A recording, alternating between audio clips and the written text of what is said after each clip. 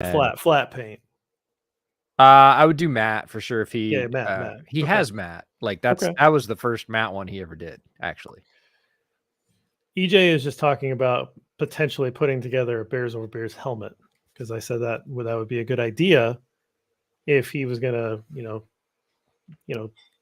build out his display, because I had just grabbed the Urlacher helmet to put up for the show. So we'll see if EJ does that. I'll be curious. Now that you are have a little more free time on your hands, a little more free time, and if I wanted to try, this is the really cool thing. The guy that makes them, a lot of times you'd send in your design specifications, and he would send you like a little CAD drawing, right, or a rendering, right? He doesn't do that. He makes a mini. He has the little mini Rydels, and he makes a mini of it. So we could test out, because the mini, the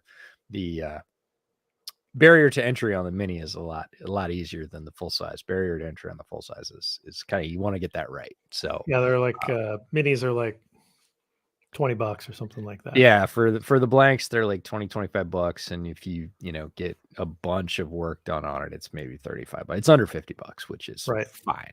Like those are not under $50.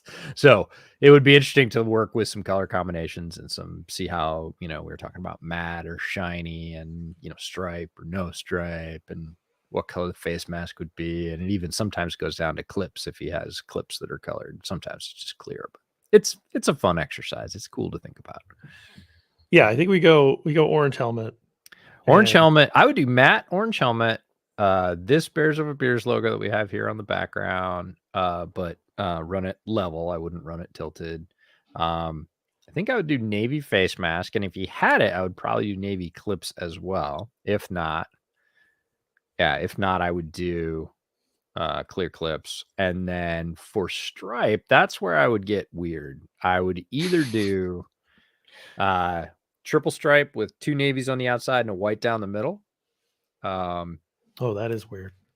Or I would do the old, well, not only the old Broncos, but the old Broncos one where it's wide in the front and goes to a point in the back, just navy. I don't know. I need to see it. I know. For those of you that have sharp eyes, the background that I use actually use the old logo, the original logo. I'm pointing it out because EJ pointed it out to me before we started. The old logo that was designed by Whiskey Ranger put 3 stars, and of course the flag, the Chicago flag, uses 4 stars. And we're not quite sure. Will was just riffing, and he came up with this. It's a great logo. It's a fantastic logo. And so I had the old file, and I used that when I made the background. Not even thinking that I wasn't using the 4 stars. Up in the right hand corner, you can see the newer one where he added that 4 star. So I'm going to have some work to do to redo this background, because now you're going to think the old logo. Now it's going to bother you. I didn't even notice it, but I had forgotten about that. I didn't say it for that reason. This was not your prod to do more. One more thing to do. I know, and you got plenty of things to do. You do not need one more thing to do. Yeah. What's another 2 hours working on a graphics file? John, you tell me. I don't know. I've got 58 ideas for Will when he's ready to come back. Yeah, he is in absentia at the moment. We have not seen him around either. To be fair, not the first time he's done this in our friendship. This is a thing. This is how he operates, and he comes back when he's good and ready. And more power to him. But Will is one of the most talented guys I know. He is a joy to work with. He did this for us literally when JB said on a whim. Like, he literally just sent us a file one day, and he was like, I was just thinking about this over the weekend, and literally that logo right there is what he sent us, just like that, no modifications whatsoever. And we were like, holy crap, that's amazing. Like, and he was like, I was just messing around. Like, he's the kind of guy that can just mess around and come up with something like that. He did all the bootleg logos, just completely egoless. Also, many people don't know because they never saw it. Really, really talented video editor, which is a whole different skill set. and put together a video that's still on YouTube. You can still find it, called Trubisky Business. And it was freaking brilliant. Like it was amazing. So no, love Will to death. He did a bunch of stuff. Yeah, he did he like a did. Jordan Howard one. Like I think he had some stuff. Trubisky Business is his preeminent work. Like sure. That's the one I'm going to hang in the Louvre. He had some stuff going on. I mean, what we're doing here at YouTube, I mean, he'd fit right in. So Oh, if he's out there and wants to get reinvested in Bear stuff. He's brilliant. Love him to death. If he decides to hang his hat here again, we will take it back in a heartbeat. He's amazing. I've got ideas. Yes, no shortage of good ideas. I can put them to work. Let me put it that way. All right. Well, I want to keep my powder dry. So those of you that are joining us, you got questions, put them in, give us comments as we go. But I want to get started on this podcast so that we can. You have a drink for tonight? Do I? Yeah. You ready to go? Okay. Oh, I'm 100% ready to go. I actually, I will take it out of the koozie. I was keeping it cool in the koozie, but it's. I know you like can art, and it's simple, but I think save it. Save it. I will. I'm just taking it out, so it's ready. Okay. No worries. Oh, all right. Akusai says Sam Adams Oktoberfest, and I'm ready. Sweet. We love it when folks chime in with the beers they got. That's great. All right. Well, let's record a podcast. Let's do that. Welcome to Bears Over Beers. I'm Jeff Berckes, a writer for Windy City Gridiron, and I'm joined, as always, by EJ Snyder. EJ, some big news in the Snyder household. Let's start off with a little celebration. Yeah, we should do that. It is a big day. It's been a long time coming. About 11 years ago, right about here, right after we bought this house, I sort of came down here and started saying, I think I can figure out this draft thing. And I was real quiet about it for 3 or 4 years. I didn't put out any work. I just lurked and read everybody else's work. I didn't go to any message boards. And then I happened across WCG, and I was like, wow, this place seems pretty reasonable. There's a lot of people that have really good ideas here, and there's not a ton of shouting. Maybe I should venture in with a comment. And I did, and that kind of kicked the whole thing off. And here we are 11 years later, and I quit my day job. I am now full-time in football. So it's pretty amazing. It's a huge change. And it's been a ton of work, and there's been a ton of people, you included, who have supported me and helped me learn on this journey, and just been there when I've felt like absolute crap and didn't want to keep going. And today we're here, and I am my own boss now, and that's a hell of a thing. I have to keep the boss happy, and that's hard to do. But no, it's worth celebrating, and this seems like the most fitting thing we could be doing to celebrate. Well, I'm really happy for you. I think it's really great. I've obviously known the news for a little while. We get to share it with our audience tonight, which is fantastic. I know there are a lot of people are going to be very excited for you when they hear this. Those of us that are joining on YouTube, hearing this live, I think that everybody knows just how great of an opportunity this is, and excited for what you can do with an additional amount of time unlocked. That's kind of what this is all about. Is you don't have to go to the office. I mean, even if the office was the basement the last couple of years, you don't have to go to the office for the 40-hour-a-week job that, maybe sometimes that has to have you work overtime or has to send you travel, right? But now, football is your gig. Obviously, bootleg's going to be a big part of that. That's what's, going to be the bulk majority of why you can do this. But there's going to be some opportunities for us with Bears Over Beers to maybe do some things. There's going to be other projects that you're going to have along the way. And it's really cool. It's really rewarding to see your friends get these kind of cool opportunities. And I'm really happy about that. And I like to celebrate things. I like to celebrate the little things, but I definitely like to celebrate the big things. And this is a big thing. And so when you host a podcast and your podcast partner goes full time into football, and your whole shtick is that you have a drink and talk about the Bears, I'm like, well, what can I do? And we're coming off a loss, so that means whiskey, right? Yep. And so I said, what bottle can I bring on to show EJ just how big of a deal it is. Because this is not like pull out the maker's mark. Nope. This is a big deal day. So I'm bringing on this beautiful bottle. This is Jefferson's Presidential Rye Select, and that is, yes, folks, that is aged 21 years. And I'm a little bit more that I think you'll like. This is why I grabbed this one. This is batch number 1, because you and I started this thing. Yep. And this is bottle number 33, which to us is important because we have made things in our podcast about my favorite player, Peanut Tillman, wears number 33, of course. And there's just like our Patreon top contributor level is $33 in honor of Peanut. So it felt like the real Bears Over Beers whiskey to celebrate EJ going full time. So cheers to you, partner. Dude, that's amazing. I'm touched. I know what that stuff means to you. And just all those levels tied together. We will celebrate further. You are going to venture west a little bit later in this year. And I happened to cross a store that I was not familiar with that is close to me. And it is a high-end whiskey store. Thank you, sir. And I sent you some pictures and said, I think we need to go here. And you were like, yes. And then the story gets better because I have a little extra time. I was able to reach out this weekend to a friend I hadn't seen in quite some time who lives close, but we just, you know how it goes. Sometimes you don't see those people. And I was like, do you want to go get a beer? And like 10 seconds later, I get a text back and it just says, yes. And I was like, cool. So went down to his house, picked him up.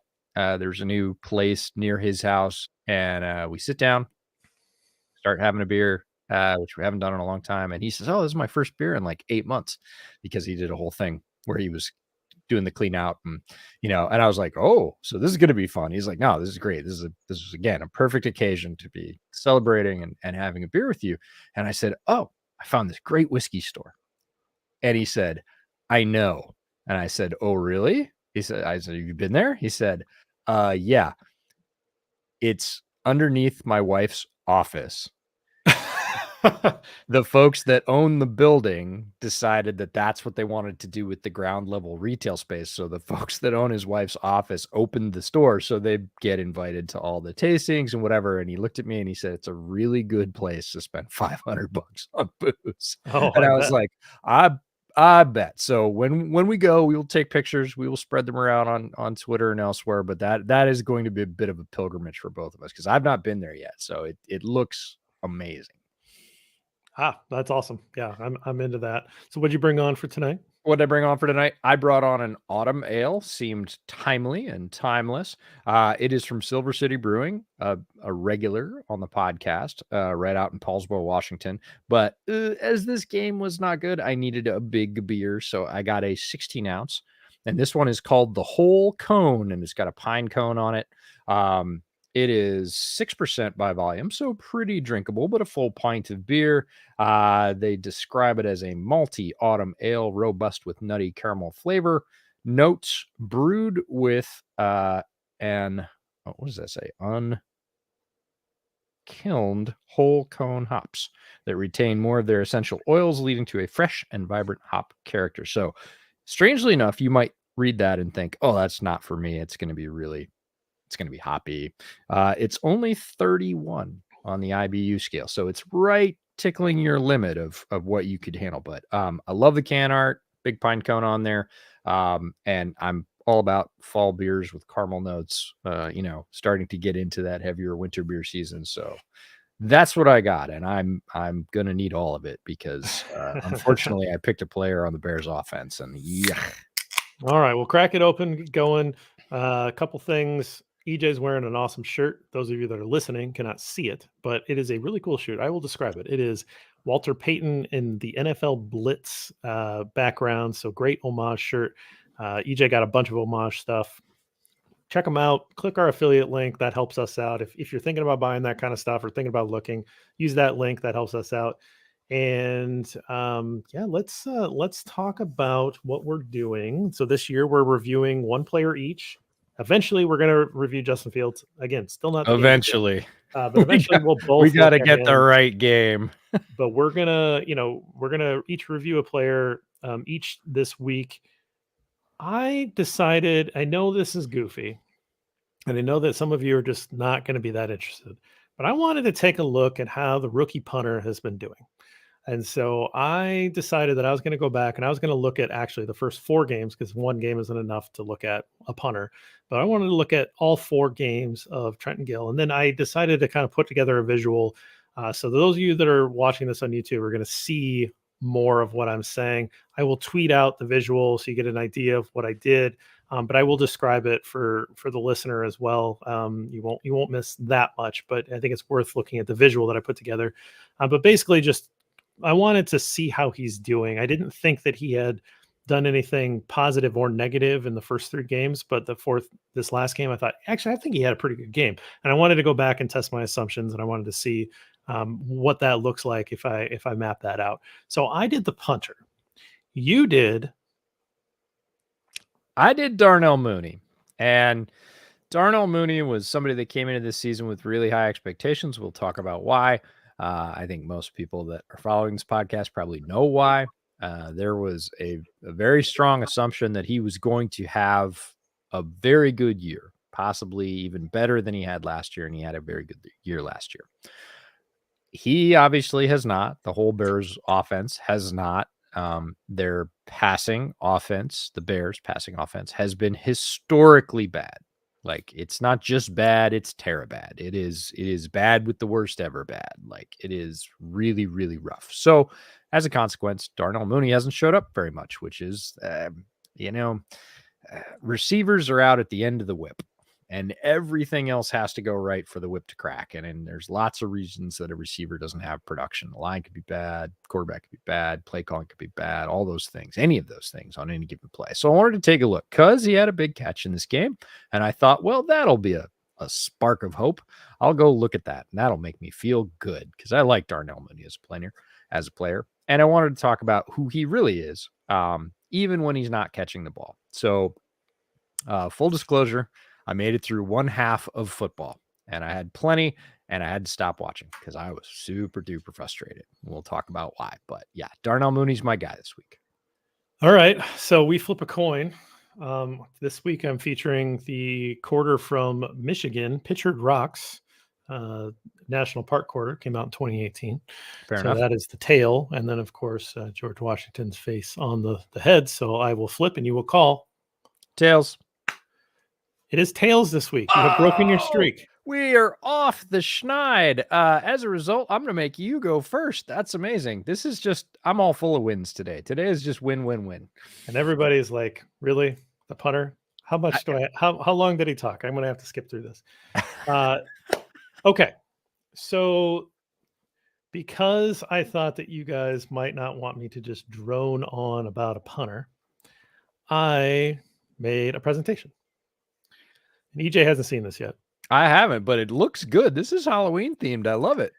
Well, so I don't know if you know this, but I'm trying to give Trenton Gill the nickname the Guillotine. I have heard some talk of such. I have not supported that effort to this point, but we'll see if you convince me. That's unfortunate because it's a great nickname, and he's gonna drop the guillotine. I get it. Those punts. Yeah, no, it's good. It's good. It's gonna catch on.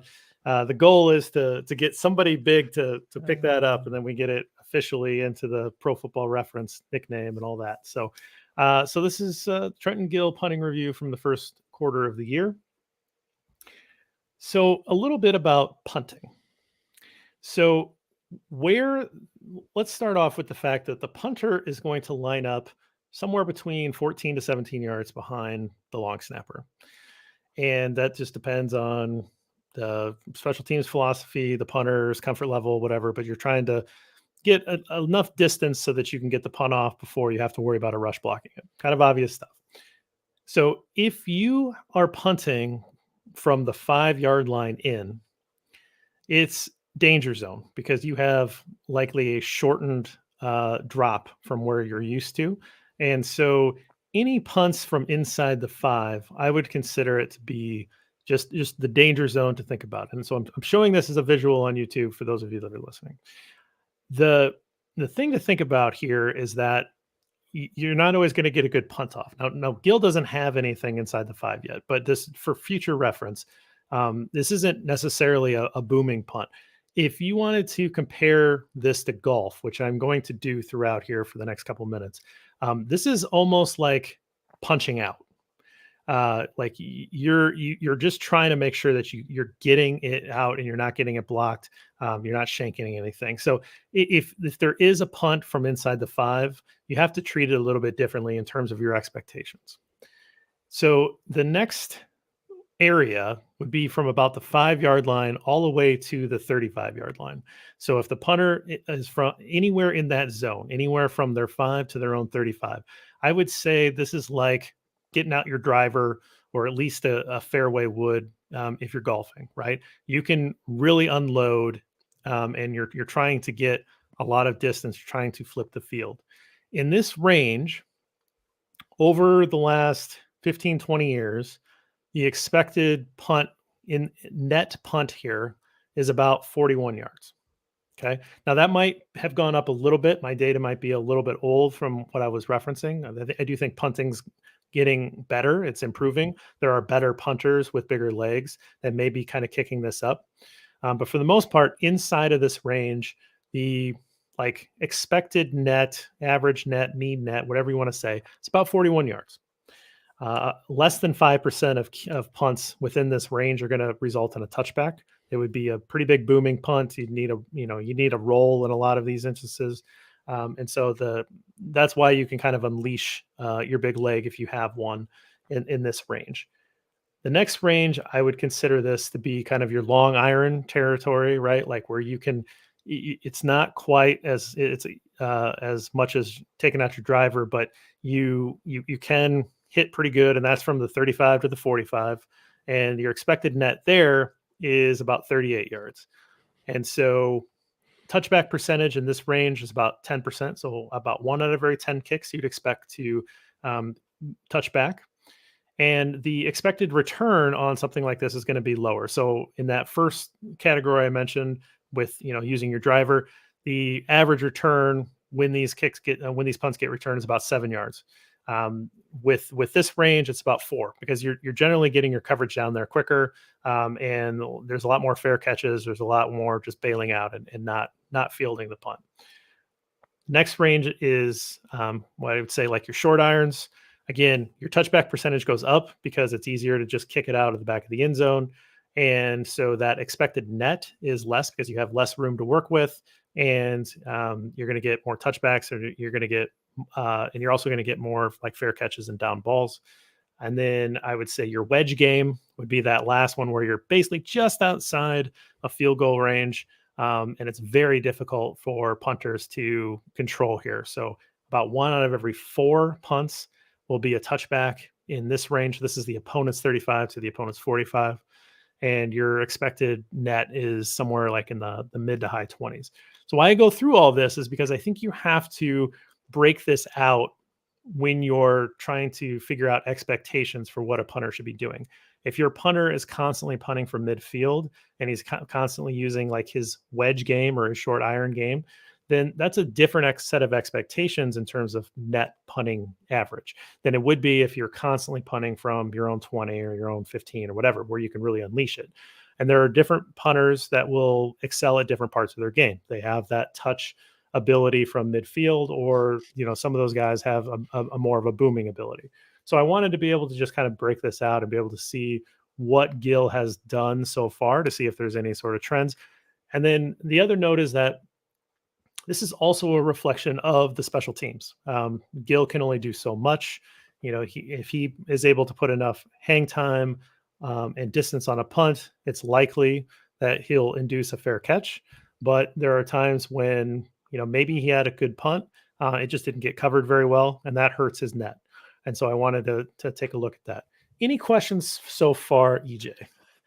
I just have to say, as a guy that has steadfastly, despite a very deep interest in football, steadfastly avoided special teams scouting and talk, I'm actually really impressed. You went deep here. This is I don't think I've ever considered this. It all makes sense to me. I love the way that you put it out here.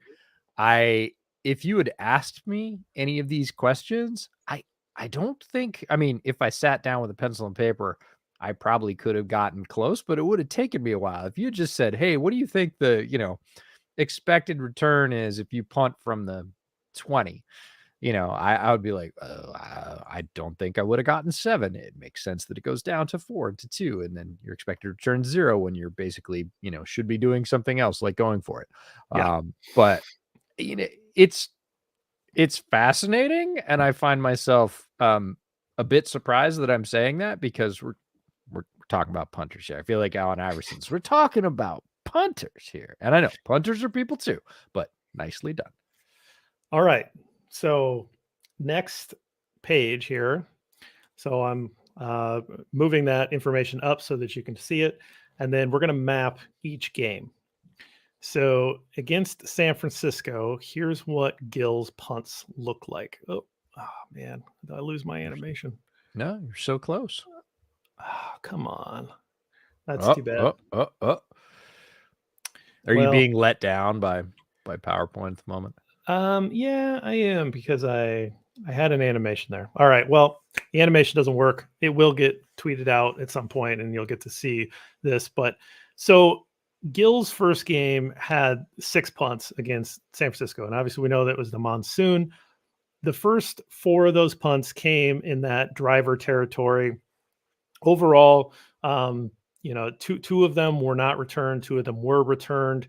For those of you who can see the screen, that pink dotted line on top of the navy line means it was returned and where it got returned up to. So you can see his punts there. Again, I guess like I said, 4 of them were from that deep territory, taking out the driver, and his last 2 were closer to midfield. So he had 1 punt that was 35-yard net, a pretty good punt there. And then the last one was almost midfield from the 45, and he put it into the end zone for a touchback. That's a pretty poor outcome from what your expectation is. So overall, his first game, a couple got returned, had a touchback. He was pretty active. It wasn't really a great first game. In his second game against Green Bay, he had 4 punts.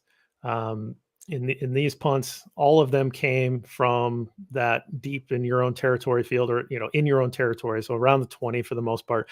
Remember that game, like the Bears just could not get out of their own side of the football field.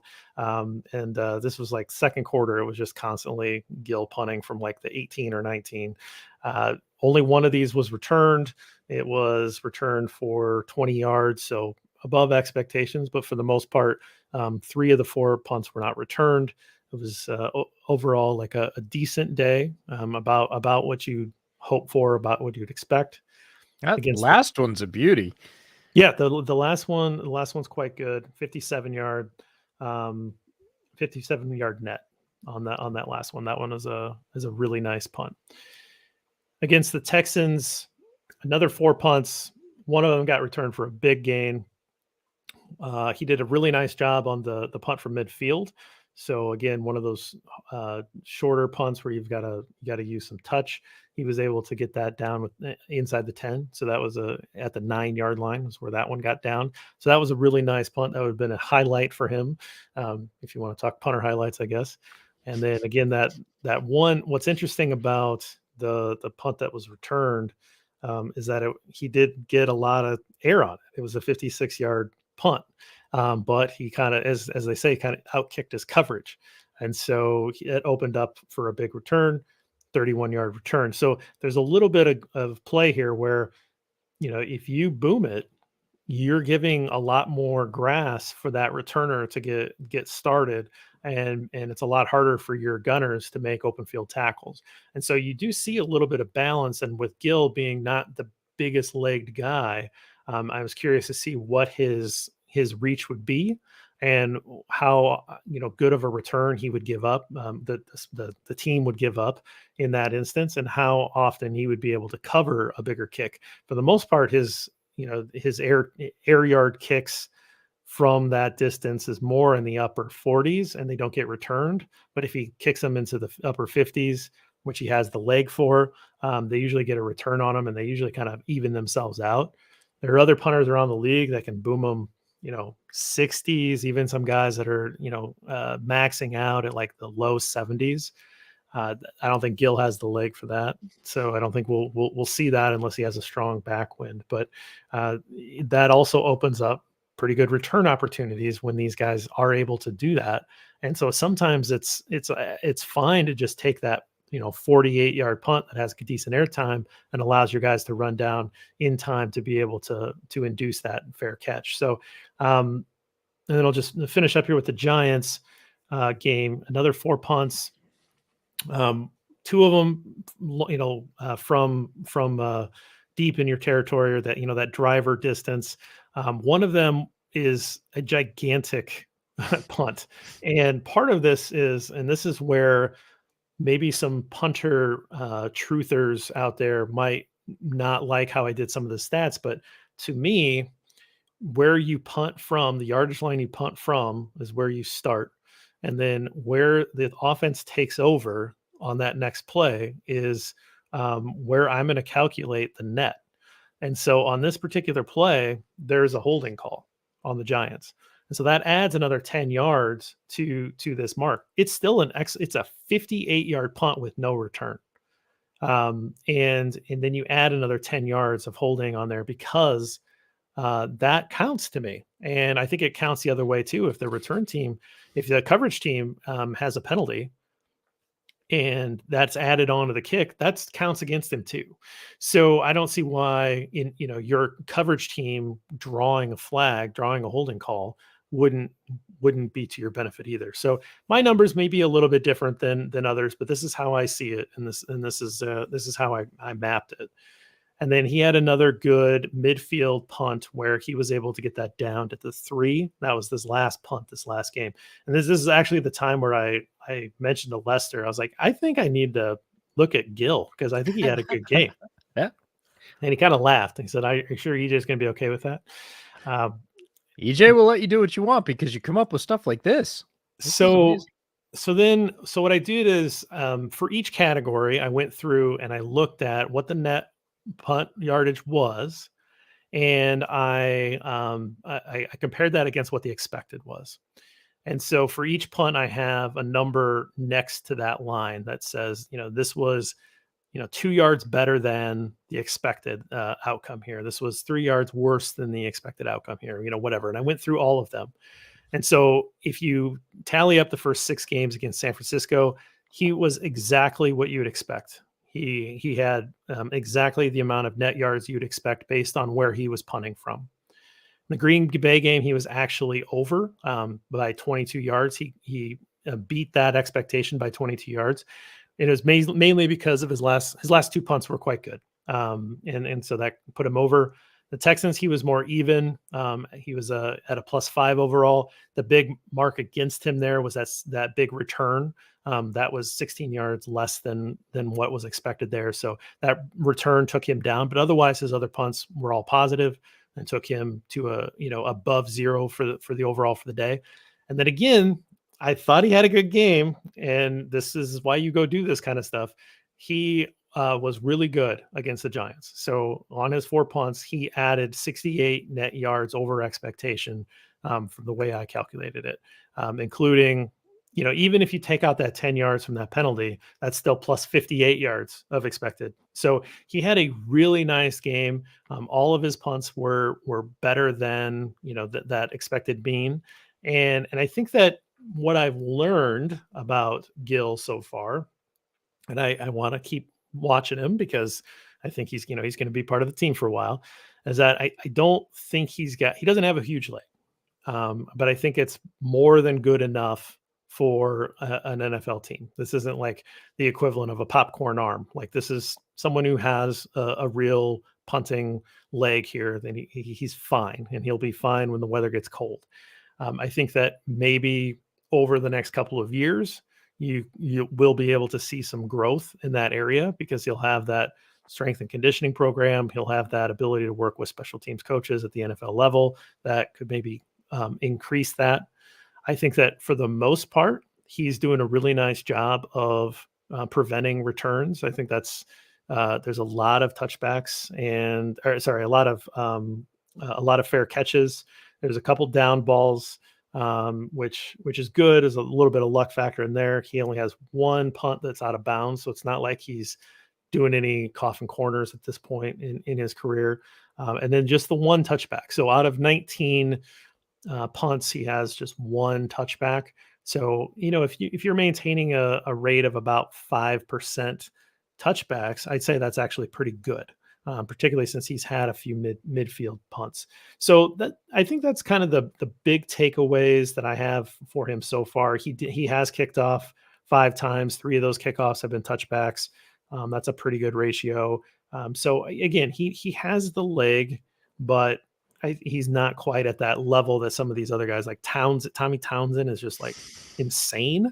And there's a couple other guys that just Dickerson for Seattle, he's got pretty good numbers. Again, if you're Johnny Hecker's like a kind of the old standard punter at this point, doesn't quite have those gaudy, distance numbers, but he's got like an overall really good game in terms of punting. And I'm even laughing at myself, but I actually like this stuff. I think that the punting thing's pretty interesting. And so one of the things that I was always frustrated with O'Donnell, so his, Gill's predecessor, is that O'Donnell was super average. Like, I mean, just everything just seemed average. He wasn't particularly good about staying out of the end zone either. He definitely had a lot more touchbacks than I think he would have liked. And he's off to a pretty decent start in Green Bay, but I think what was frustrating was you were paying for like a good punter and you were getting average. And so I hate being upside down in a mortgage, right? Like I hate being upside down in a contract, particularly if it's a punter. If you're going to spend good money on a punter, then like I want him to be a good punter, and O'Donnell wasn't. And so I'm if nothing else on a rookie contract and 6th, 7th round draft pick, Gill's going to have a very manageable contract for the Bears for the next 3 years. And he's going to outperform that if he's doing this, which to me is above average punting. No, I would agree.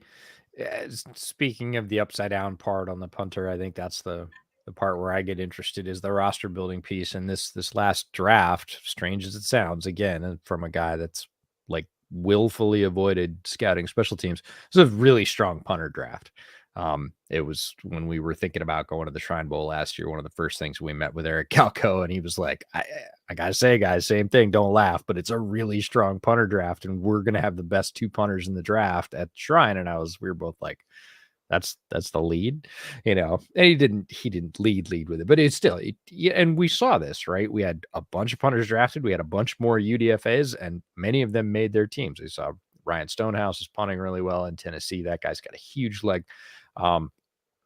So it is an interesting piece, but you can get them like Gill or Stonehouse or, lower rounds of the draft, very cost controlled. If they turn out to be good like this, like above average, that's a fine investment. It's kind of like running backs though. When they come up to pay your punter, if they're not exceptional, don't pay them. You can go get another one, even if it's not a great punter draft, for a relatively cheap fee and come up with at least average punting.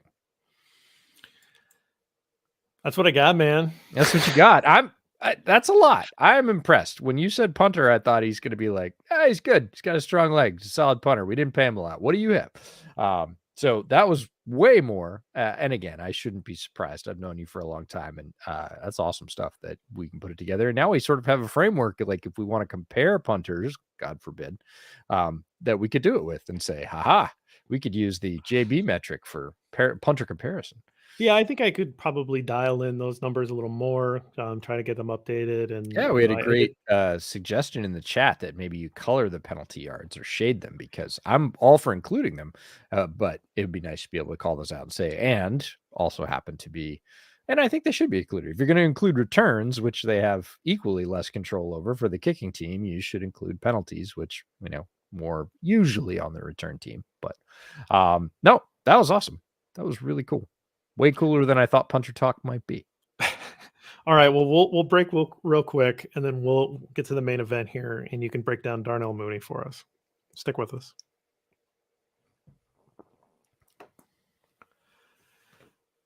All right, EJ, lay it on me. All right, Darnell Mooney, one of our favorite players, certainly in the last couple of years. We'll start with the basics like we always do. Darnell Mooney was drafted in the 5th round. Keep that in mind, out of Tulane. He was number 173 overall. So as we talk about his level of skill, his level of production, think about where he came from and what the Bears, quote unquote, paid in draft capital to get him. Not very much. Everybody's, they threw in a 5th round pick, or they traded that guy for a 5th round pick. 5th round picks never amount to anything. Baloney. Darnell Mooney, 5th round pick, 173 overall. He was drafted in 2020, so this is his 3rd season. He's 24 years old, about average. He is 5'10", 173. Bears website says 5'11". He ain't 5'11". He measured 5'10" at the combine, and I think that might even be a little bit generous, but they did measure him at the combine. He was 5'10". 173, light for any player in the NFL. But that was a known. That's the reason he didn't go in the 1st round, is because not a large player. So back to his relative athletic score. We talk about that every week. It's a 7.01. Not exceptional because, again, size hampered his score. He was small, short, and light. But speed was the selling point with Mooney, always has been since Tulane. He ran a 4.38 40, shows up on tape. He had a 1.54 10-yard split. So, again, he's very quick, both in acceleration and top-end speed. That was always the ticket with Mooney, is he was going to be the guy that's going to be able to take the top off the defense. And that was really, I liked Darnell Mooney more than most. He was a down-the-board receiver for me, but he has exceeded even my expectations because since arriving at the Bears, he has worked very hard to round his game out and become more than just a speed threat. And the very best receivers in the league are the ones that do this, that come in with a good skill or group of skills and then continue to work very hard to round out the rest of their skills so that they become more complete receivers. And the sort of preeminent example of that is Devonte Adams. When Devonte Adams came out of Fresno State, he was not the Devonte Adams we know now. He had all those, he had that talent locked up in him, but he was not that player. And over the first 3 years with the Packers, he continually improved to the point where people started saying, I think Devonte Adams is one of the best receivers in the league. And then over the last couple of years, Devonte Adams is the best receiver in the league. And it's because of that continual improvement. Mooney showed that in the first 2 years. He showed a surprising amount of improvement in a short period of time. And that's the hallmark, that continual improvement, that he can do things. We'll talk about some things that you wouldn't expect him to do at his size, like blocking, because that was one of my questions. Hey, does he block? He's little. Is he completely useless there? Does he even try? Or is he good at it? So we'll talk about that.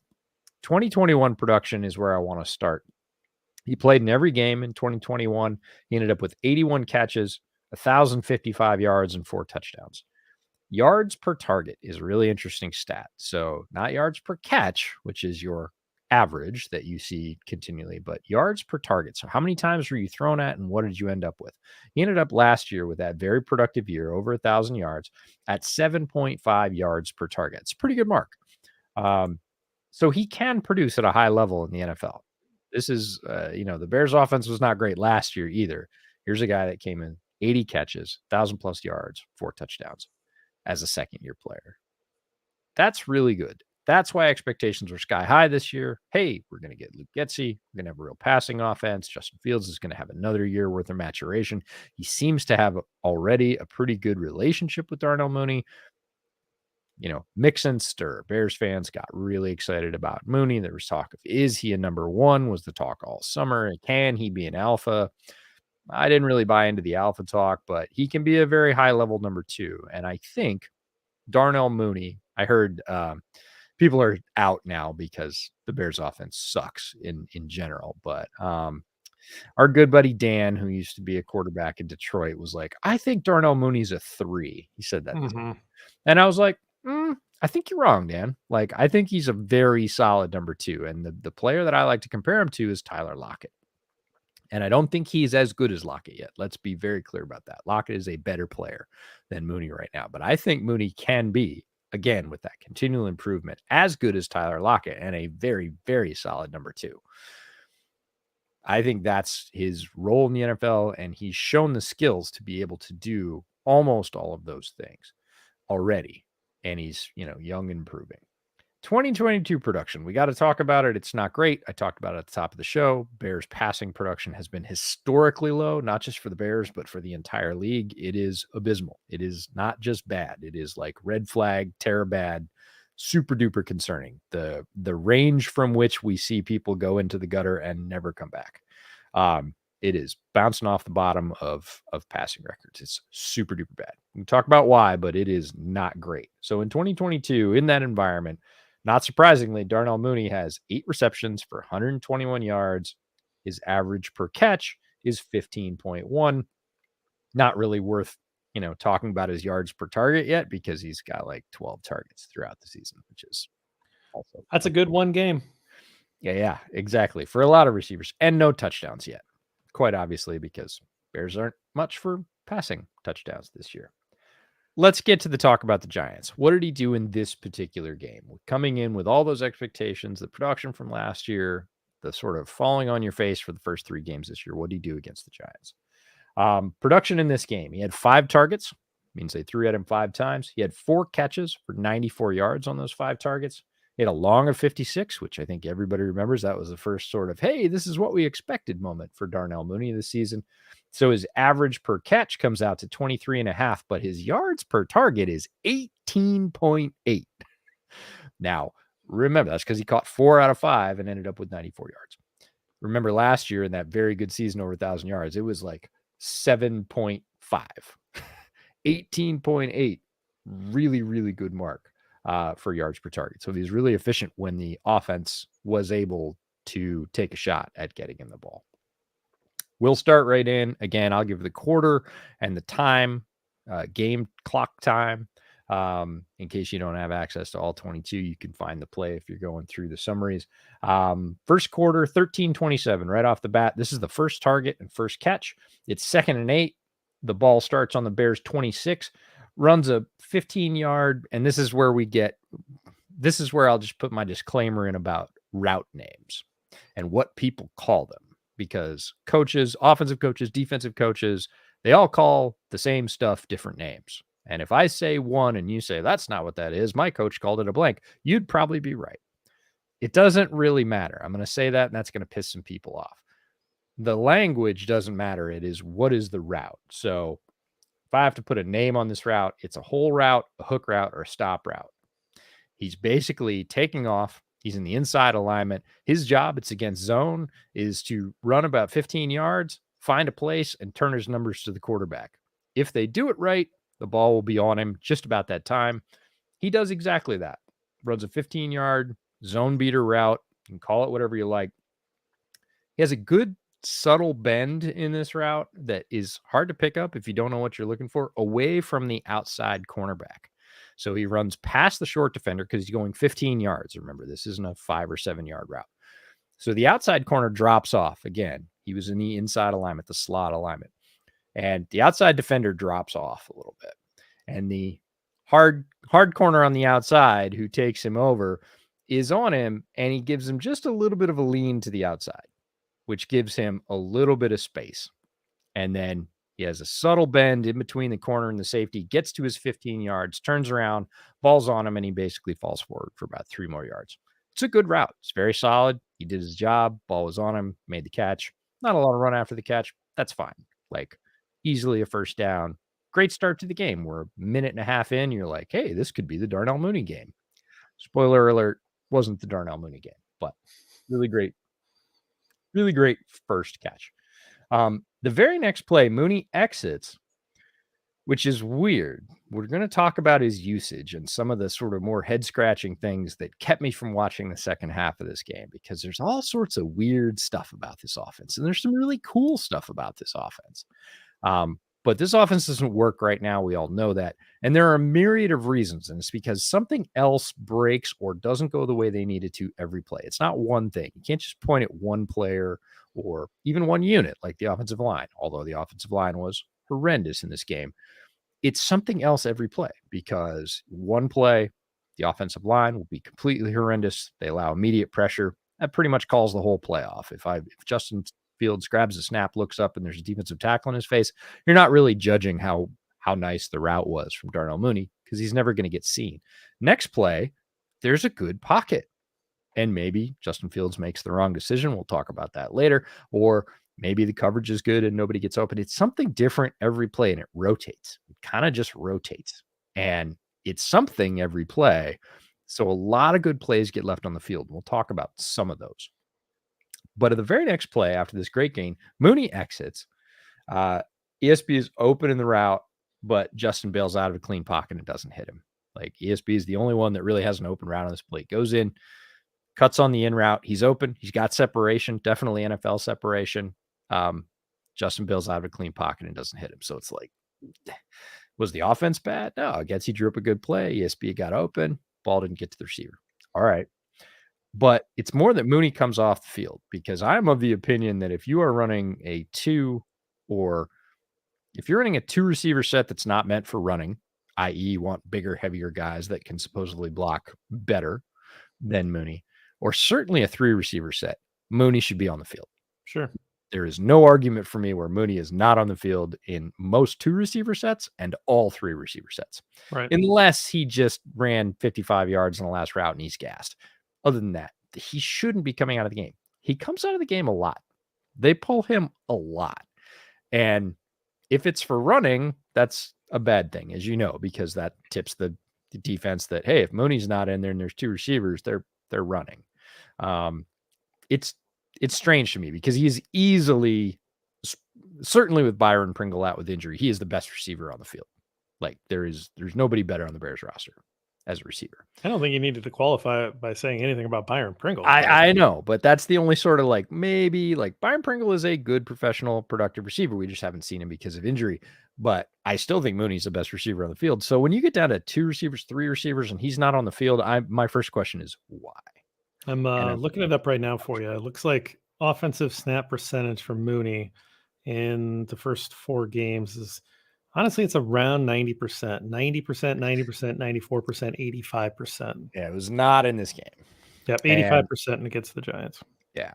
And there were a couple that were confusing. There were a couple like, hey, after the big bomb, I get it. He's gassed, pull him out, get somebody there for a couple snaps, get him back out there. But there's this alternation early on in the game that I didn't quite get. Just back to the point about whether or not he blocks, I just made the note, he does block. He puts in a lot more effort than some of the bigger wide receivers on this team. And everybody just always does this with all players, that if you're bigger, you can block better. Baloney. You know this from playing offensive line. That is not a truism. Those two things are not connected. You can have little guys that block great. You can have big guys that block terribly. Mooney puts in effort, and because he is a little bit shorter, he gets good leverage. He gets into people's chest plates and he gets in the way, and he frustrates defensive backs who are typically who he's blocking. You don't want to use him on a wham block. He's just not big enough, right?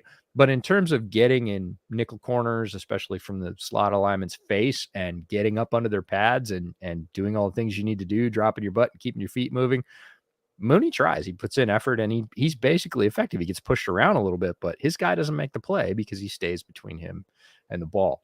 So that's impressive, given that he's, again, 5'10", 174. Next play I want to talk about, and this is what could have been play. This has been on social media a lot this week. I wanted to talk about it. This is quarter 1, 10:54 is the game mark. This is the Cole Kmet route, and I put what could have been play. So Sam Mustipher, God love him, had a terrible game. On this particular play, he gives up immediate pressure to the nose tackle, and Justin has to roll out to his left, and he sees the pressure, does a good job saying, whoops, this is screwed up. I'm not going to do anything here. He rolls out to his left, and he does get his eyes back up. A lot of people said, if he just got his eyes back up, he could have seen Cole Kmet.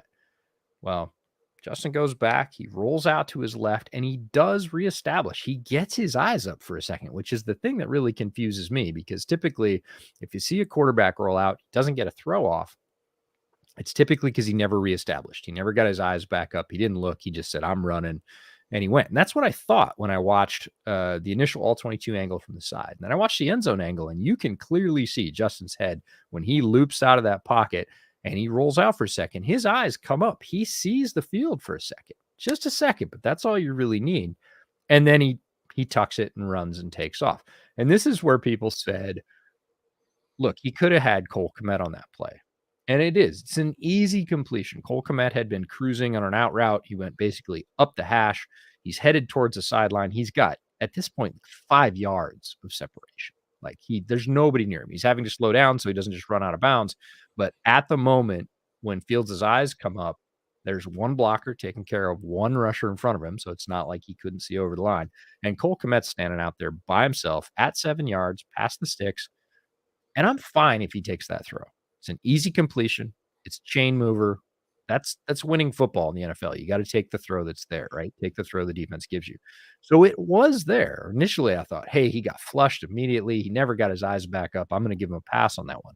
He did get flushed immediately. He's a great athlete. Got outside, made himself some space, got his eyes up. Cole Kmet's standing right there in front of him. He's not being blocked by the blockers in front of him. And he doesn't let it go. He never legitimately thinks about throwing it. He just tucks it and runs. So I'm kind of with folks that said, hey, he could have hit Cole Kmet. Problem is, I'm not studying Cole Kmet. I'm studying Mooney on this one. Mm-hmm.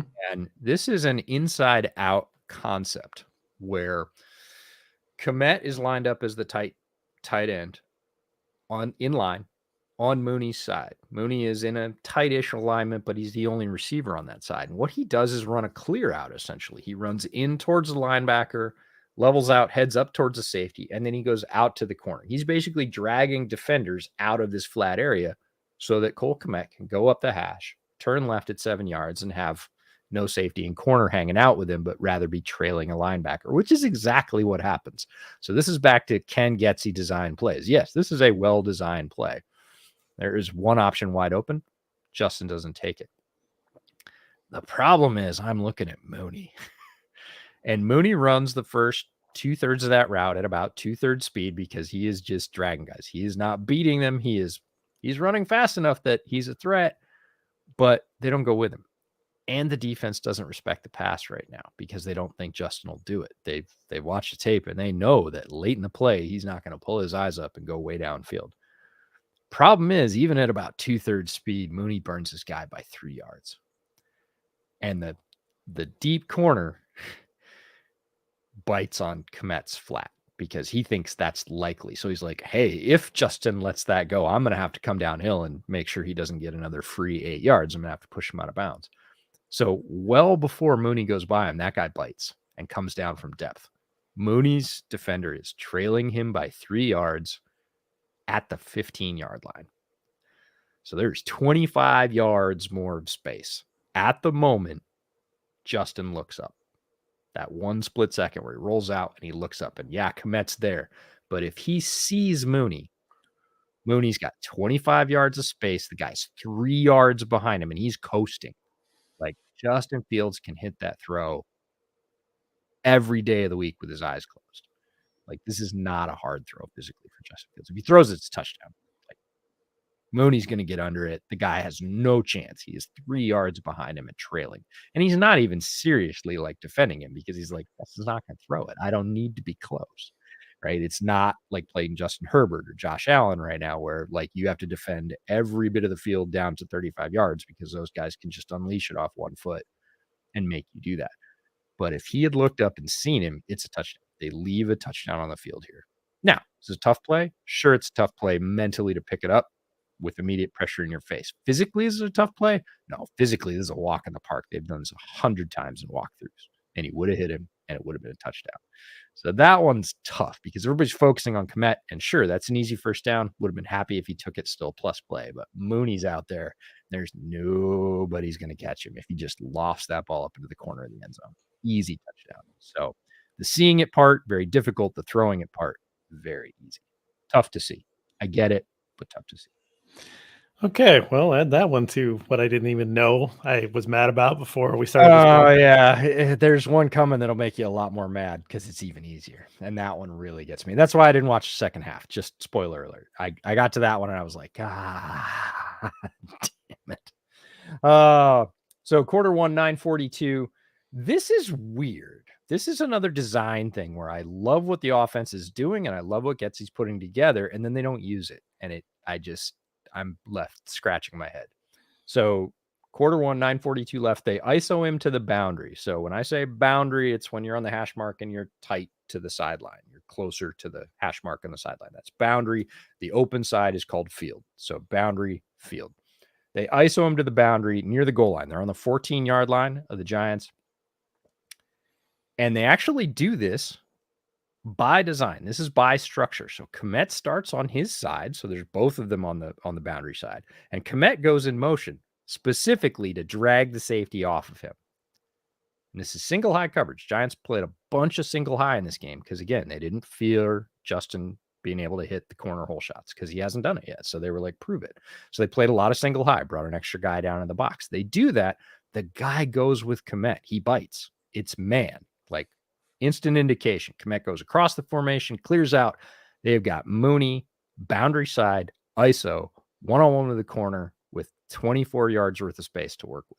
If this guy you believe has the best relationship with your quarterback and is the best receiver on your team, you just got everything you wanted. That's the candy store in the NFL. You got singled up one-on-one coverage in one high. Safety's got a bunch of territory to cover if he's going to get to it. You can throw lots of different routes here. You can throw a little whip route. It depends on the release. You can throw that little 3-fade corner that you used earlier in the game. There's lots of choices. You got the menu is open. They use him to block. And I'm like, man, you had it. You did all that. You set it up and it gives your quarterback pre-snap read. This is man, single high. I got one-on-one with my best receiver. Let's go. Right? And they use him to block. And I was like, you did everything right. You got what you wanted. And then you said, nah. And so is the play design right? Yeah. Did he audible away? I don't know. I don't have all those answers, but from a field perspective, you're like, beauty, go for it. Like, take a shot. This is a great place to take a shot. You got enough space, got a great matchup, go do it. They don't do it. So let's talk about something happier. And the funny thing is the Giants didn't even care about the pass on that play. They had no respect for it. So that means 50% of the playbook's basically out the window. If they're not even like, they're just like, it's a run, he's not going to throw it. So they're all coming, right? And they do on that particular play, even though they use in the block, they crowd the line, they basically snuff the run out like it's a 2-yard gain or something. Like they just didn't even, they were going forward from the snap. There was no like, oh God, he's going to the corner, he might throw it. So that drives me nuts. Quarter one, 5 minutes left. Quarter one, the bomb. This is just the bomb. Ball on their own 19. Great design. Play action shot versus single high. Corner's got an 8-yard cushion with outside leverage. That means he is basically butt to the sideline, and he is going to try and force that receiver back to the inside to his safety help. But he is going. It is one-on-one from the get-go, right? They use a play action look, draw the linebackers in. It works. Justin comes up. His head comes up the way it should. He's got a good base. And Mooney does a great thing here.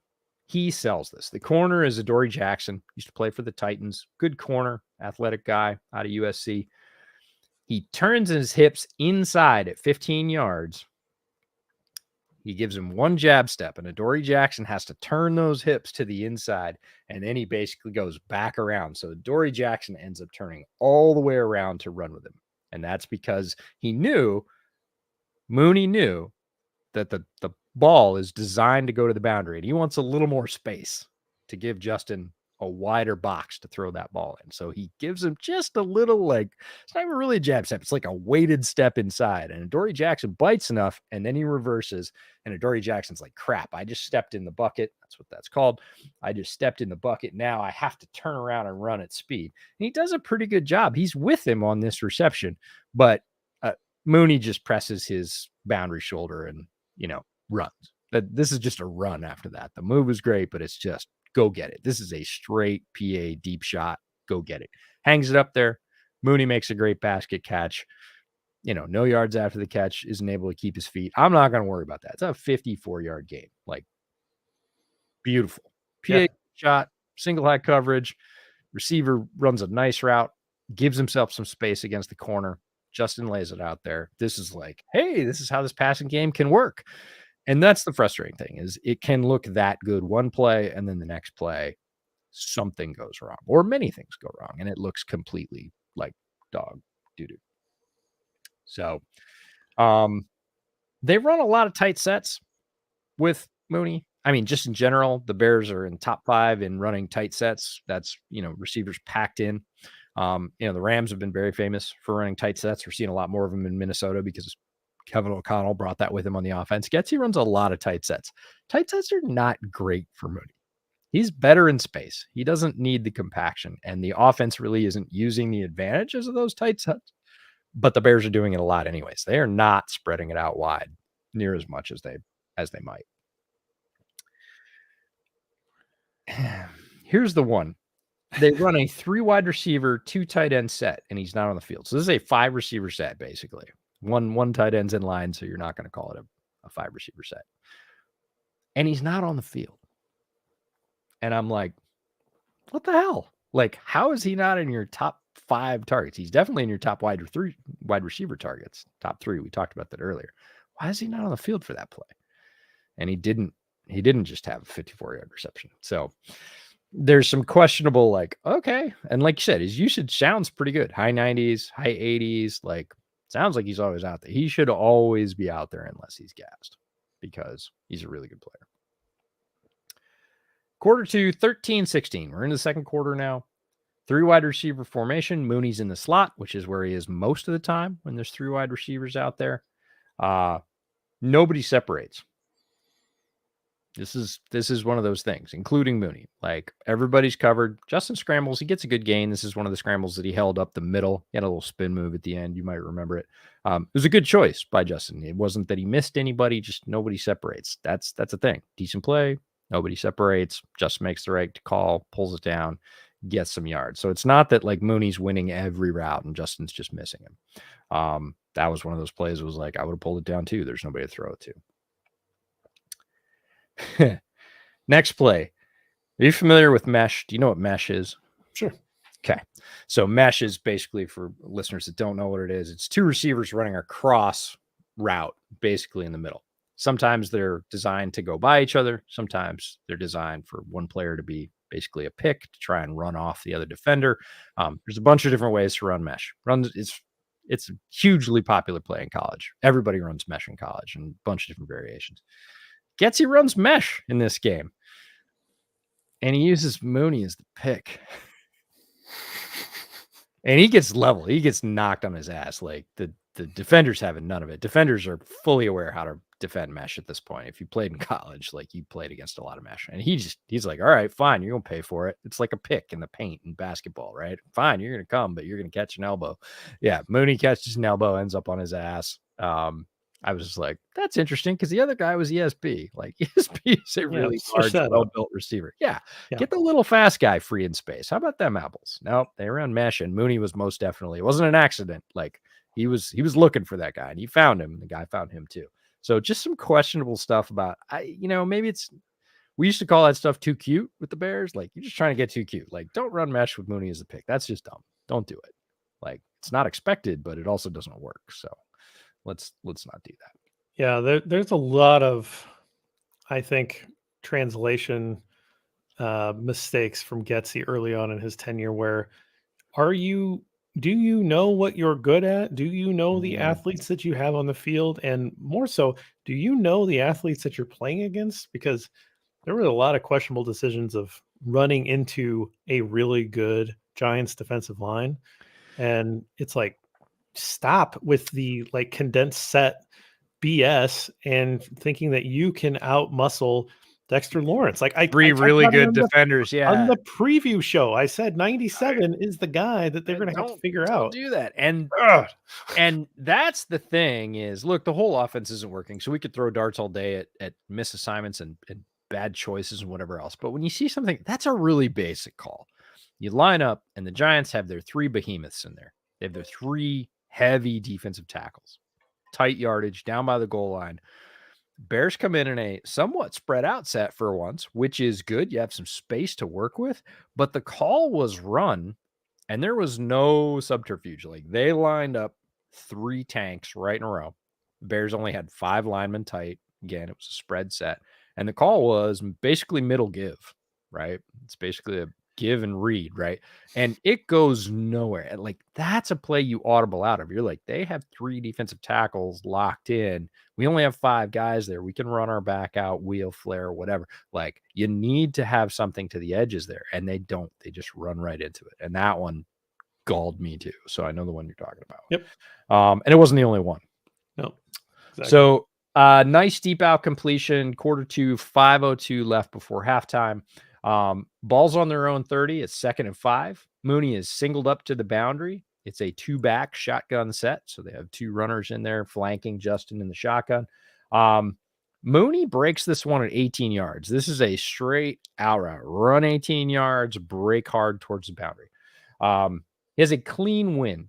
This is another really good subtle piece of footwork from Mooney. He could just run that and give it a sharp break and hope to snap it off because he's really quick and beat the guy.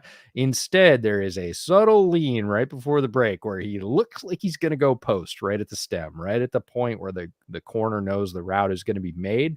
And right then he gives a little shift. And again, he gets the corner to spin 3/4 around because he leans just enough to the inside that when Mooney makes the hard break to the sideline, he's got to turn 3/4. That's easily enough separation.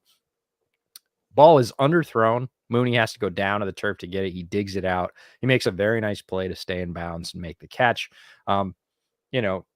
Ball is thrown exactly at the break, not before. A lot of times when you're looking at these and you're looking for anticipation throws, you're hoping that there's enough connection there that he's going to break. So I'm going to throw it a little bit before. And when he turns, it's going to be right on him.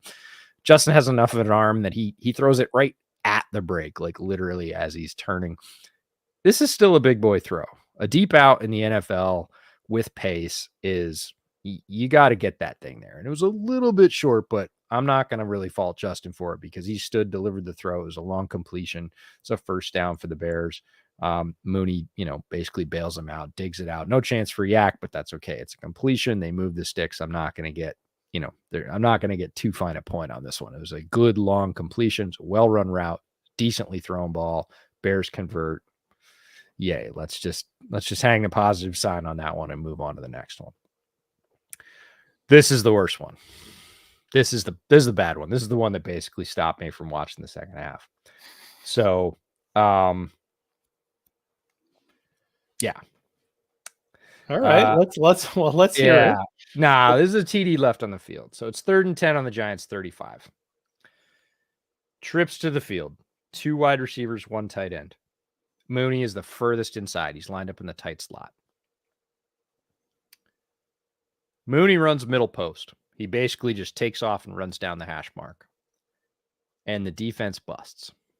The defense flat out busts. Or they just don't respect it, whatever. Defensive coordinators would call this a bust because nobody goes for them. And there is no defense designed where nobody's supposed to go with a wide receiver down the middle. Somebody was supposed to go with him. The deep safeties separate out. And even before, he's by the middle linebacker who bites and is going in basically, I think, to try and kind of spy on Justin Fields. So middle linebacker comes in, safeties go out, Mooney's running up the seam. And it's a clean pocket. This is the worst. I will attempt to show you this. Let's see. Present the screen. I'm going to show you this real quick. Might not be a super big picture. All right. This is actually sharing. Doesn't look like it's sharing. There we go. Okay. That's it. That's the end zone all 22 angle right there. That is the pocket that Justin Fields bailed out of. About 0.5 seconds after this particular take, he bails.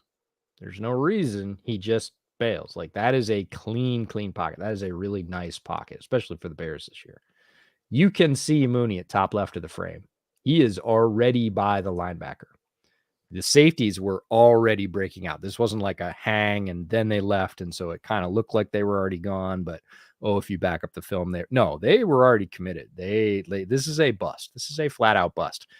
Justin Fields has a straight up clean pocket that he could step up in. He could just set. Again, this is not a hard throw. Mooney is running untouched to the end zone right there. All he has to do is get it over his shoulder. This is a lob. This is a 20, 25-yard throw in the air, straight down the middle. He won't see an easier touchdown this season. There was nobody there. Nobody was going to turn around. Middle linebacker, was already basically stepping forward. It's not cover two. I mean, maybe it's supposed to be cover two, but he can't carry with Mooney. Like, I'll take a Mooney on a linebacker every day, but you can see he's already by him, even leaving the whole bit, clean pocket. Justin can make that throw in his sleep. Instead, like half a second after this, he breaks stride and just heads out to the right. He never even looked at cutting and loose. And Mooney was like, because the safeties continued on to the outside and he's looking around and there's nobody for like 15 yards. And he's like, oh man. And I get it. Not all quarterbacks see receivers every play. I get it. You do not see the entire field. This one hurts because he had a clean pocket. He had time, can easily make the throw, and Mooney wins clean. Like, he wins early. There's nobody behind him except green grass. They're at the 30 or 35. Like, he just lobs this thing up and it's a touchdown.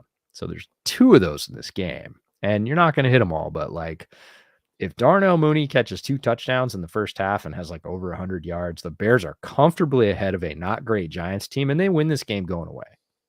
Like, I fully believe that. They rely on their running game, and as long as they don't make egregious mistakes, it's a completely different game. If he hits, honestly, either one of these throws, doesn't even see either one of them, doesn't let it go.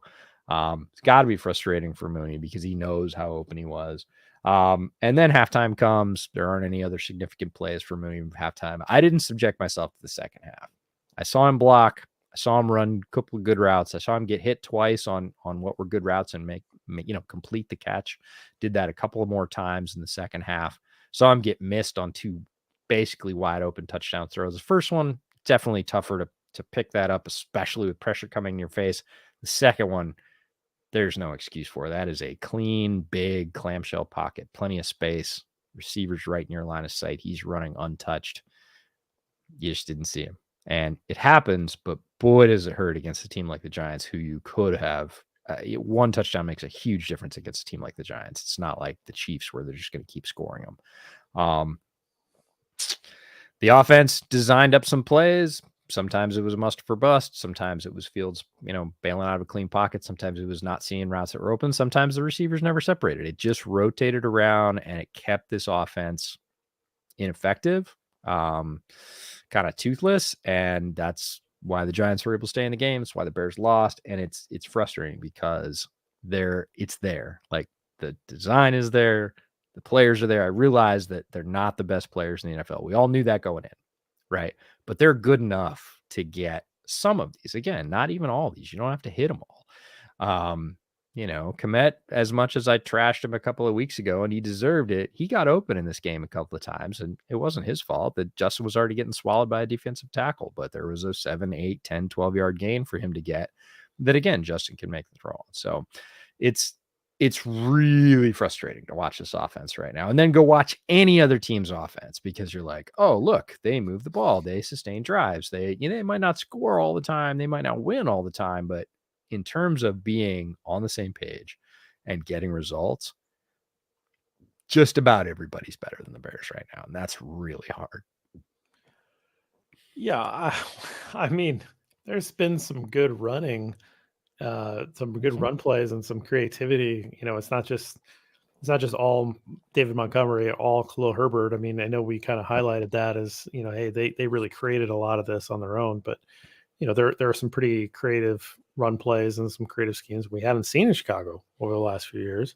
And so that's refreshing. But yeah, the passing game is some kind of terrible. And so it's, I'm not sure what it all is, but it's clearly something that there's only one way to go. You can't get worse than what we've seen. I think my original thought on that second touchdown that was not attempted there that you talked about was that I don't think he saw it, and now clearly he should have, but I think that my thinking was he saw Herbert take that that little out route, whatever, gets out of the backfield, and he drags that linebacker with him, and everything just opened up, and he saw nothing but green grass, and he's like, well, I'm just going to pick this up with my legs. Like, I see it, I'm triggering, and I'm going. And what's weird about that is last year it seemed like he wouldn't do that. Like, he was almost insistent that he would not run first. Like, he was going to find the throw, he was going to hold on to it, and on that, in that moment, it was like, I've got a path. I'm going to get a first down here. We're going to get closer. Like, it was so different than the fields that we saw last year, where it looked like he was always hunting for those bigger throws. And it was just this moment where he's like, trigger, go. And he took off without a lot of hesitation. And so I don't know what his, read progression was. I don't know what he saw. I don't know that he saw. Yeah, it's funny. And we got a comment about this from John that Flew said that Mooney ran the wrong route as a teachable moment and everything else. But in terms of like what Justin did physically in the pocket, and I don't, let's get this out there first. I don't blame him at all for this. He does not trust that he's going to get a second to throw. And here he clearly has a second. Like, even the guy that looks like he's getting the biggest win from that picture I showed from the Giants defender, he actually reverses and tries to go back across Braxton Jones, and Braxton holds him. Like, and I totally get that doesn't typically happen, right? Like, when I say holds him, I mean keeps him out of the pocket, right? He doesn't hold him. But Justin's brain right now is not wired that, hey, I'm going to get a second, I just need to take it and step up. His brain right now is flash of color. Oh shit, I got to go because they're going to be on me. Turns out on this play, nobody was going to be, but I don't blame him one bit for feeling gun shy right now, because he has every reason to be. I could pull up 10 other plays from this game where he had less than 1.5 seconds before he had somebody like grabbing his jersey, which is ridiculous.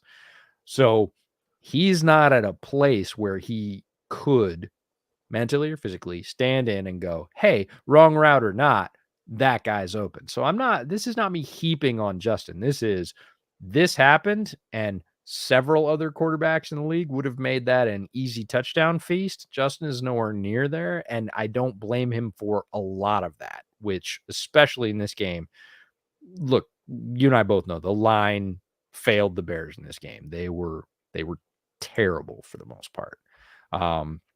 So it's a myriad of things, and it is not as easy as pointing a finger at Sam Mustipher or Justin Fields or Cole Kmet or anybody else, because it's all of them at some time, and it's just unfortunate they don't get all their bad plays out at once and get a few good ones out at once too. There are very few places where it works like it's supposed to. The offense looks like a unit, plays like a unit, and they get the right, decision/result. So you just end up with this frustrating mishmash of, well, it was a good play, or, well, that was a good route, or, oh, that throw was open, or you didn't see it, but there's all this other stuff that keeps it from working on a regular basis. Well, let's leave it there. We will review Mooney later on in the year. I know he's a young player looking for a second contract. We'll get back to him. Hopefully we'll be able to highlight a big, 130-yard, 2-touchdown game at some point. But there's a little look at Darnell Mooney, at least the first half. Definitely had some excitement, some opportunities that were left on the field. Let's circle back to the drinks. I don't know why. It doesn't matter what I say about this, because you can't find this. This is not a thing. It's not a thing you can buy, right? Yeah. So it's. I actually bought this when I paid off my student loans. This was the bottle that I bought to celebrate that. So this bottle has been around for a while. A little bit. I paid those off about 6 years ago, maybe. And so that was the origin story of finding this. And this was back when I could go into my local liquor store and say, hey, do you have something like fun behind the counter that I could buy that to celebrate? And I had a good enough relationship where they sold me this. You can't do that anymore. Like they don't do that stuff anymore because everything's highly allocated, everything's crazy. You have to get into raffles, or you have to pay secondary for some of this stuff, which no thank you. I will never find another bottle like this in the wild. And so it's a cool bottle. It means something to me. I'm happy to share it with you virtually. As long as you don't drink any of it. Don't well, come to my house. I'd happily pour you a dram if you were would, here, but to share it with you virtually to celebrate your big news. And it's delicious. If you for somehow ever come upon something like this, take the opportunity to take a sip. You never know, and I usually do. One of the more fun things over the last 4 or 5 years is having more of those opportunities. Before they were very few and far between. I went to visit my family in Ireland, and one offshoot of my family owns a bar. They own a pub, so like they had us in at 11 in the morning, and we were the only ones in there. And they're like, "What do you want?" And I was like, "I'll just have a." And then I was like, "No, don't say that. Look around a little bit. Find something reasonable, because they're family. They won't say no, and you can try something good." But now, Brett's got a great collection. You've got a great collection. I've seen some more of the stores like the one we're going to go to, and I take those opportunities now. If somebody's going to be willing to share something really cool, really rare, really special with me, I'm more than happy to try it. So I get more enjoyment out of that as I get older, I guess, which is really cool. The whole cone is delightful. It is not super heavy on the sugar or the caramel flavor. Is not super heavy on alcohol, so it's quite a drinkable beer. You could have a couple of these and survive. It would be just fine. It's got a nice flavor combination. It kind of, on the can, I was a little worried. I was like, okay, sort of hoppy, piney, and caramely. Like that doesn't really seem, how's that going to work? So I was more curious than anything. I have a lot of trust in Silver City because I like their brews and their brewmaster in general. It works. It's I don't think I would want like a whole flat of it, but it came in a 4-pack of the 16 ounces, and I was like, fine, I will have no trouble finishing those. They will go pretty quickly. So good stuff. Perfect. Just to close out, 10-minute drill with Robert Schmitz and I. We've been having fun. People have been making fun of my bald head, and I understand, but it is what it is. It's shiny. We talked about a hat solution, like a matching fedora. I mean, like a fedora or something, like a fancy hat to go with the, because I got the sport coat, the Bears sport. One of my favorite words. You need to visit a haberdashery. Haberdashery. That's the name of a hat store. Like sure, high-end hat store. Yeah, and talk to the hatter. And I have the Sunday morning gambling fantasy show. We're having a lot of fun. Be great if you came by with questions, and we care about your fantasy team. We care about your betting slip. Come by with your thoughts and get some people that are better than me. Ross knows his stuff and the gambling stuff. We're having a good, profitable time. Last week was not so great on the betting part of it, but we did do well on the prop bet part. And then Eric knows more about fantasy than anybody I know. He literally is an editor of one of the best fantasy sites out there, and he'll answer whatever question you have. Like, take advantage of it. Join us on Sunday mornings, every Sunday morning on Second City Gridiron YouTube. What do you got? The regular, as long as the patient recovers. Brett ran himself ragged for the first month and got really sick when he was in Florida, so we missed our Thursday night live stream last week. We did not have a podcast this week either because he basically couldn't talk. Been communicating with him. It sounds like he might rally for tomorrow night. We will sort of play that one by ear. It'll be a game time decision, but if so, Colts Broncos, pretty interesting game. Both quarterbacks in new surroundings, neither one kind of working out like the fan base hoped they would. So it makes for a really interesting matchup. So if that goes off, it'll be on the Bootleg YouTube channel about half an hour before kickoff. And then we'll get back to our regular ways of the weekly podcast coming out on Tuesdays. next week, and that's pretty much it. Might be doing a couple of office renovations, some small ones. Is Brett questionable or doubtful? Great question. If I had to say yesterday, it would have been out. Today, I think he's progressing from doubtful to questionable. He's improving. He's getting some of that stuff off his lungs. So there's a decent chance we'll go tomorrow. But again, we'll just sort of wake up and see how it goes. It's been a little bit weird not to have the regular platform this week. I had a lot of great points, and I just haven't quite figured out how to get them out in the meantime. But we'll get back to the regularly scheduled programming next week. Perfect. Well, thanks for joining us, everybody, and we will see you here next week. And until then, bear down.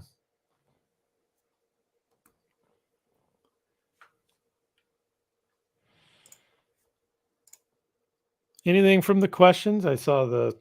Yeah, I wanted to address Schofield because somebody said, would Riley Reef or Schofield be able to help? Reef, maybe. Like I've seen some not great right tackle play from Borum, and Reef might be better, quite frankly. Schofield, as is noted in the comments, was he looked washed in the preseason. Again, maybe he was hurt. Maybe he's just out of shape. Maybe either one of those things has righted itself. If not, no, he's not going to be better. And I would like to see Tevin back at right guard. I think, as you and Lester have talked about, the one that has more alarm bells ringing for me is Lucas Patrick has been bad at guard, like flat out bad. Like he's not doing anything. He's just getting pushed into the quarterback like quickly. So I know they signed him to be a center. I hope that his snapping hand gets to the point where he feels comfortable snapping really quickly, because I want to see that.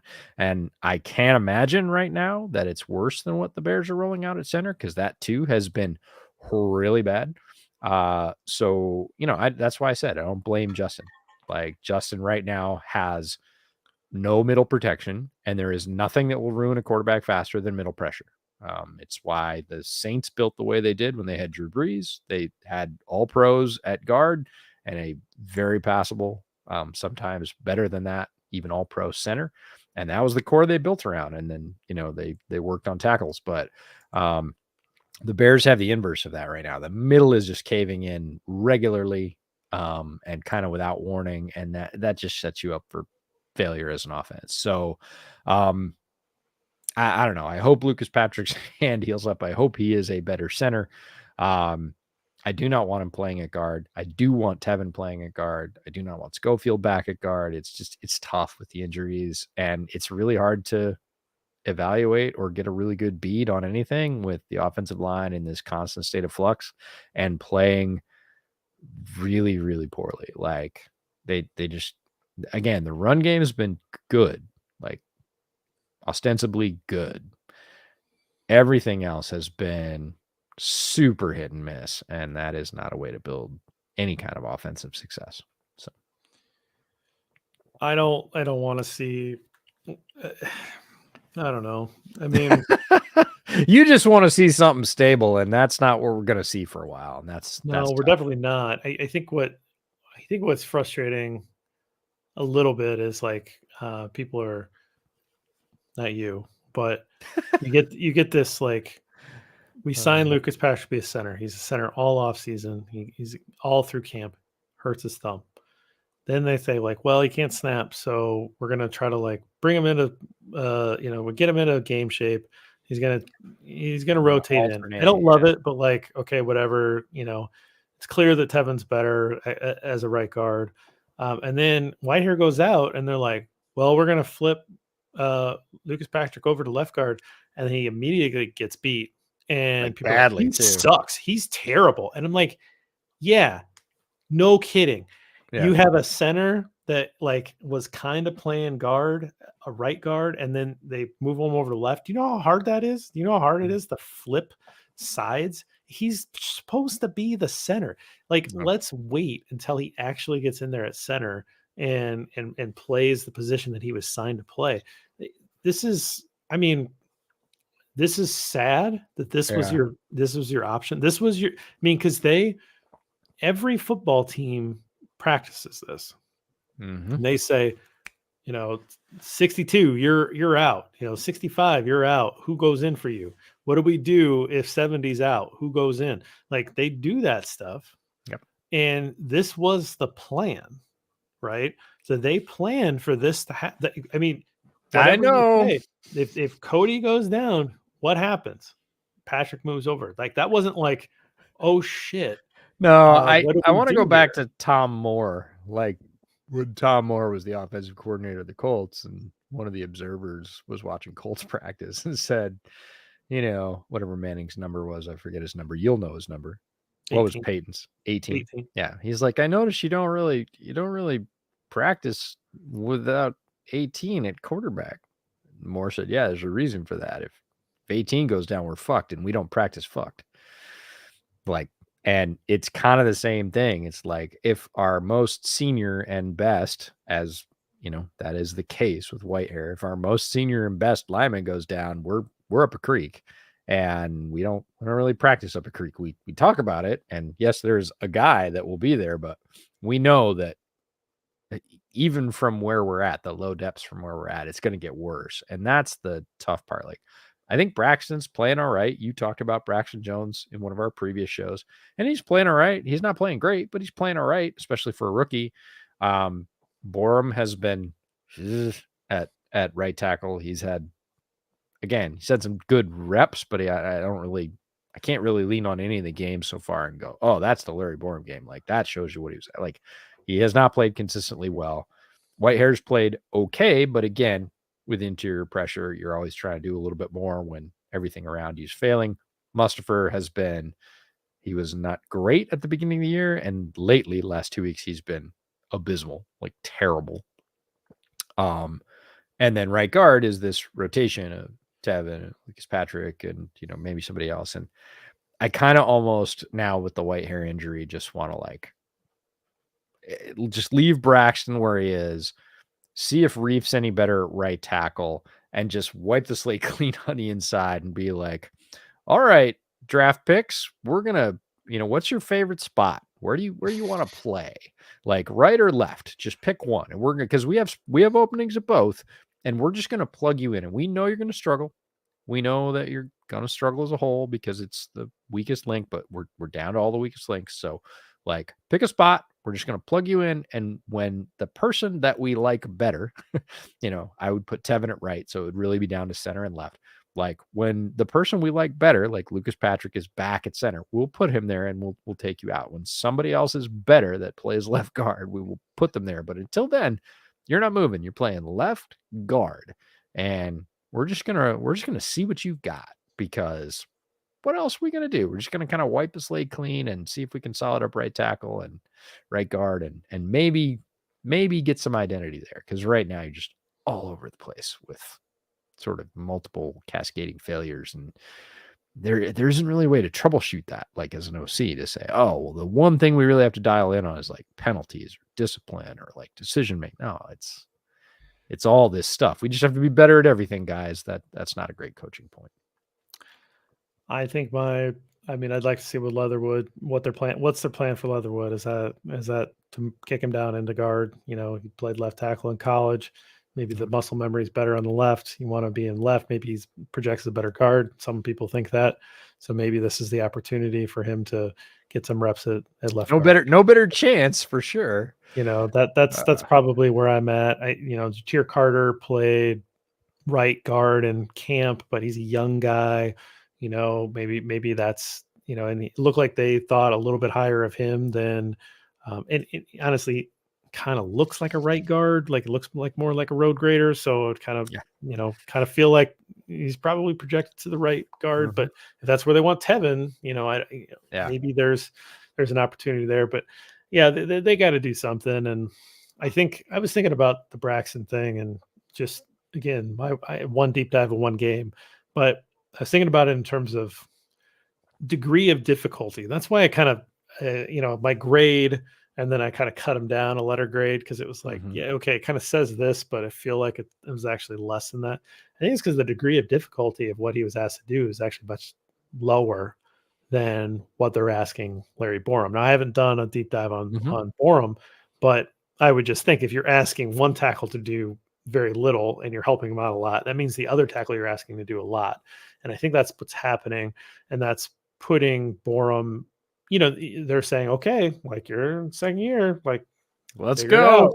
And and so he's not getting maybe as much help, or he's being asked to make those big boy blocks, and he's not holding up all the time. Fascinating that he just gets bullied, which kind of blows my mind with how big he is. But he's we got talked about something that, going right? for him. The old, it's not the size of the dog in the fight, it's the size of the fight in the dog. And you look at Mooney, and Mooney should not be able to block. Like, he's 5'10", 174. Right. Oh, I know. And he is a decent blocker. Like, I will give him a decent rating. I'm not expecting him to move anybody. I'm certainly not using him on mesh as a pick, and I'm not using him as a wham. But go take a nickel and just keep him out of the play. Like, he's decent at that. Like, all right. And it is odd when you get big guys on the offensive line, defensive line, tight ends especially, right? And some, like Mike Gesicki. Mike Gesicki is huge. He's not a great blocker. He kind of needs to be in the new system, but not in the old system. And he was still a really effective NFL player. So it's always odd to me when people are like, well, he's good as blocker. And I'm like, I actually heard Kyle Long was on his brother's podcast this week, and he said, like, he was naming off, he's like, and Cole Kmet's a good young blocker. And I was like,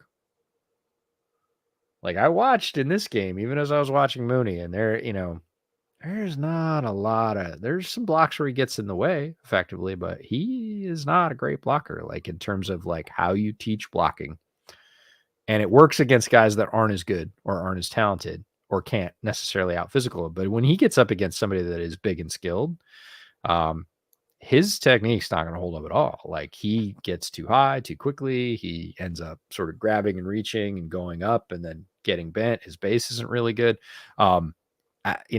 I ton of respect for Kyle Long as a player, certainly as a Chicago Bear, but like, I think it's well, Cole Kmet is big and strong, so he's a good blocker. And I'm like, if you look at the film so far, he's not.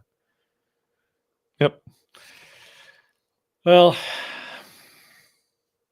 I don't know, man. This was a disappointing game. Yeah, it's a mess. It's tough. And I really hope that the Giants at least would have a good game, because you're a huge fan of Brian Dable, and we both wanted him to have an opportunity to get a shot at being the head coach of the Bears. Didn't work out that way, but we both like him as a coach, and he's done a pretty good job with the roster that he inherited from a less than competent general manager.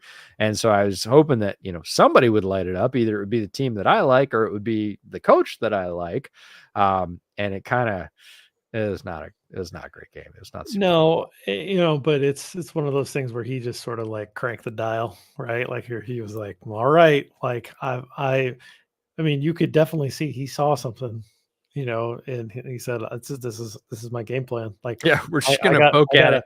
I got a fast quarterback, right? I got an athletic quarterback, and I got an athletic backup quarterback, and so I'm going to bootleg this team because I saw something on film, and I'm going to bootleg them to death. And he did. Well, I mean, and they didn't cover him for the first couple of times, so that just adds more fuel to the fire. They're like, oh, I bootlegged him and nobody touched him for like 15, 18 yards. Like, that the button.